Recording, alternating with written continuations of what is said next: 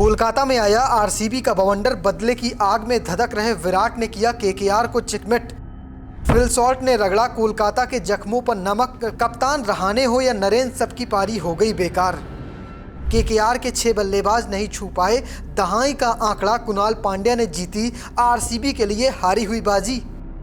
IPL 2025 का पहला मुकाबला भिड़ंत होती है केकेआर बनाम आरसीबी की। ये मुकाबला खेला गया कोलकाता के ईडन गार्डन मैदान में और सबकी निगाहें इस बार आरसीबी पर थी। पिछले 17 सीजन निकल गए हैं खिताब की आस पर। 18वां सीजन सबको उम्मीद है जिस अंदाज में टीम बनी है, कुछ नई नवेली टीम में विराट कोहली एक नए रोल पर नजर आ रहे हैं। कप्तान बनाया गया है रजत पाटीदार को, वहीं दूसरी तरफ कप्तान थे अजिंक्य रहाणे। शुरुआत होती है टॉस से।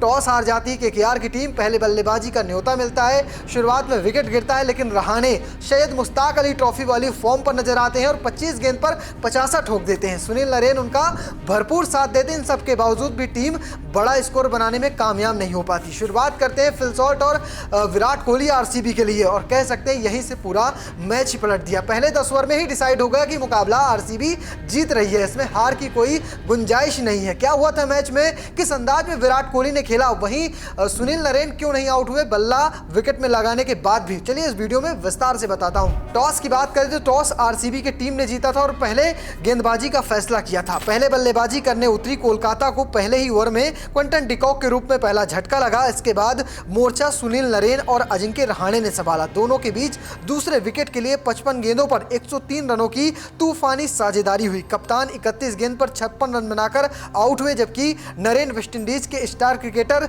ने 5 चौके और 3 छक्के की मदद से 44 रन बनाए। इसके बाद केकेआर की पारी लड़खड़ाई और उन्होंने गुच्छे में विकेट गंवाए। अंगकृष्ण रघुवंशी ने 30, वेंकटेश अय्यर ने 6, आंद्रे रसेल ने 4, हर्षित राणा ने 5 रन बनाए। वहीं रमनदीप सिंह 6 और स्पेंसर जॉनसन 1 रन बनाकर नाबाद रहे। कुछ इस तरह से कोलकाता की टीम ने 20 ओवर में 8 विकेट खोकर 174 रन बना दिए। अगर बात करें आरसीबी की गेंदबाजी की तो कमाल की रही, कह सकते हैं हारी हुई बाजी जीती है। आरसीबी की गेंदबाजों की बात करें तो शुरुआत में जमकर पिटाई हुई थी, चाहे कुणाल पांड्या रहे हो, रशिक दरसलाम रहे हो, यश दयाल रहे हो या फिर जोश जलबुड, सबकी जमकर कुटाई हुई थी। लेकिन फिर क्या, रशिक दरसलाम ने सुनील नरेन को आउट किया। उसके बाद तो विकेट गिरना शुरू हो गए। कुणाल पांड्या ने 3 बड़े विकेट निकाले, अजिंक्य रहाणे को आउट किया, इसके बाद वेंकटेश अय्यर को आउट किया, रिंकू सिंह को चलता किया और कह सकते हैं कि पूरी तरह से आरसीबी की गेम में वापसी करा दी। 2 विकेट जोश जलबुड को मिले।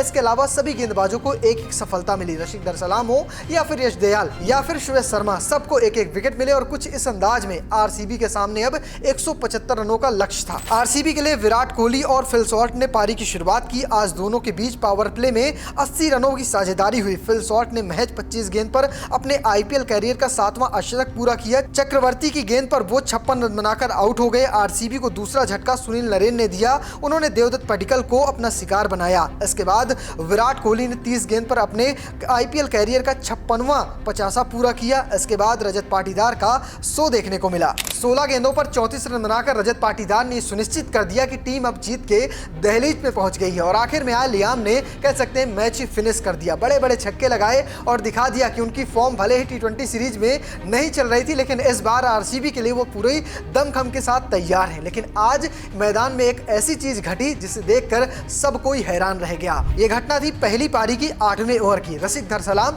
गेंदबाजी कर रहे थे, इसी दरमियान उन्होंने एक बाउंसर मारी। बाउंसर थोड़ी ज्यादा ऊपर हो गई, गेंद वाइट हो जाती है। चौथी गेंद जैसे ही वाइट होती है, इस दरमियान सुनील नरेन जो बल्लेबाज थे, उनका बल्ला घूमते हुए जाकर स्टंप से लड़ जाता है। और इसके बाद भी किसी ने आउट के लिए अपील नहीं किया, ना ही एम्पायर्स ने आउट दिया। सवाल ये उठा कि आखिर आउट क्यों नहीं दिया गया। तो आपको बता दें कि एमसीसी का एक रूल है कि जब गेंद का एक्शन पूरा हो जाए, इसके बाद बल्लेबाज हो या फिर बल्लेबाज का बल्ला जाके स्टंप से लड़ जाता है या स्टंप गिर जाता है, तो उसे आउट करार नहीं दिया जाएगा। इसके पीछे का कारण है गेंद ने अपना एक्शन पूरा कर लिया, उस दरमियान कोई भी स्टंप में हरकत नहीं हुई है। इसके बाद सवाल यह था कि आज भुवनेश्वर कुमार को क्यों नहीं खिलाया गया। भुवनेश्वर कुमार तो कमाल की गेंदबाजी करते हैं। शुरुआत में तो वो काफी विकेट भी निकाल कर देते हैं, लेकिन कहा जा रहा है कि भुवनेश्वर कुमार को एक माइनर इंजरी हुई है। आने वाले समय में भुवनेश्वर को जरूर खिलाया जाएगा। फिलहाल आरसीबी के स्क्वाड ने, जो मैनेजमेंट है, उसने भरोसा जताया आया है कि यश दयाल को खिलाया जाए, जिन्हें 5.5 करोड़ रुपए में रिटेन किया गया है। वहीं रशिक धरसलाम को